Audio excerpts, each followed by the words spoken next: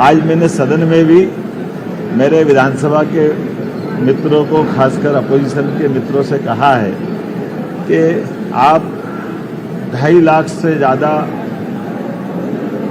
वोटरों के बीच में से चुन के आते हैं, तो चुन के आने के लिए अपनी मर्यादा के आधार पर आपको पूरा अधिकार है। आप फ्लोर पे बोले, सदन में बोले, महात्मा गांधी जी के सामने अपना शांतिवादी जो आपको बात रखना वो सब रखे, लेकिन अब आपको तो फर्क पड़ता नहीं है। मुझे तो वो वन्य प्राणी पे दया आती जो इस बात पे हंसते होंगे कि ये हमारा रूप बना के भैंस क्यों बनना चाहते हैं, ये मनुष्य योनि को बदनाम कर रहे हैं, कभी गिरगिट बन के अपने बात रखते हैं। तो ये कांग्रेस का रंग बदलने का चरित्र आज़ादी के बाद से दुनिया ने देखा है, प्रदेश ने देखा है। कांग्रेस हमेशा दोरंगे चरित्र से जीती, तो अपने चरित्र को क्यों बता रही सामने। हम सब जानते हैं कि उनके ज़माने में भैंस के आगे बीन बजाने जैसा ही समय चलता था, जब राज्य के अंदर विकास के सारे दरवाजे बंद थे, बिजली, पानी, सड़क सबकी दुरावस्था थी। ये कांग्रेस के ही शासनकाल में था जब हमारे राज्य को विकास के लिए 1956 में मध्य प्रदेश बना, लेकिन मध्य प्रदेश कहाँ से कहाँ जा सकता था, लेकिन केवल 7 लाख हेक्टेयर क्षेत्र में सिंचाई का रकबा था। ये कांग्रेस का और भाजपा का चरित्र बताता है कि 55 साल में 7 लाख हेक्टेयर और हमारे 20 साल में 55 लाख हेक्टेयर प्रति व्यक्ति आए। कांग्रेस के शासनकाल में 11,000 रुपये प्रति व्यक्ति, आज हमारी शासनकाल में 1,52,000 रुपये प्रति व्यक्ति। तो कांग्रेस इस सब बातों को देख करके विचार करे कि उनकी बात करने का तरीका कहीं उनको तो महंगा नहीं पड़ रहा।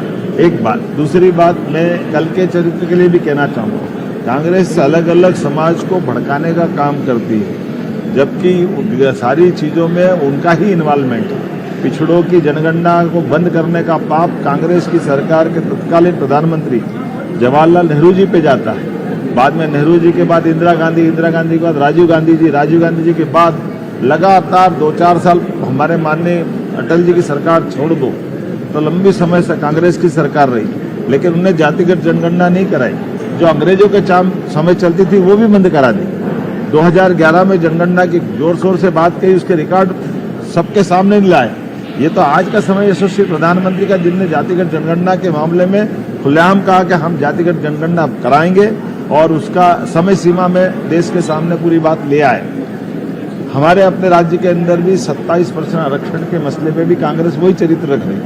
कांग्रेस ने जान करते बगैर तथ्य के कमजोरी के आधार पर, लचर नियम के आधार पर बात रख दी और अब उस बात के आधार पर झूठ बोलती फिरती कि हमको 27% आरक्षण, हम डंके की चोट करें 27% आरक्षण के लिए हम निश्चित रूप से देने वाले हैं। और हमारे कई विभागों के अंदर जहां स्टे नहीं था, हमने 27% ऑलरेडी आरक्षण दे दिया। लेकिन जहां जो कोर्ट में मामला अटका पड़ा है, कोर्ट में भी हम अपनी तरफ से सरकार के पक्ष में 27% आरक्षण की बात लिख के दे रहे हैं। हमने कहा जनरल कैटेगरी का 10% हो, SC हो, ST हो, OBC हो, सभी के लिए हमारे मन में भाव बराबर है। हम किसी एक दायरे में सिमटना नहीं चाहते। सरकार सभी वर्गों के कल्याण के लिए है और इसलिए जो 13% अभी OBC आरक्षण जो कोर्ट में भी लंबित है, हम जल्दी से जल्दी कोशिश करेंगे कि वो 13% आरक्षण जिनको मिला है, ऐसे अभ्यर्थियों को भी उनकी अपनी हक के आधार पर उनको नौकरियां मिले, उनके अपनी योग्यता से उनका चयन हो।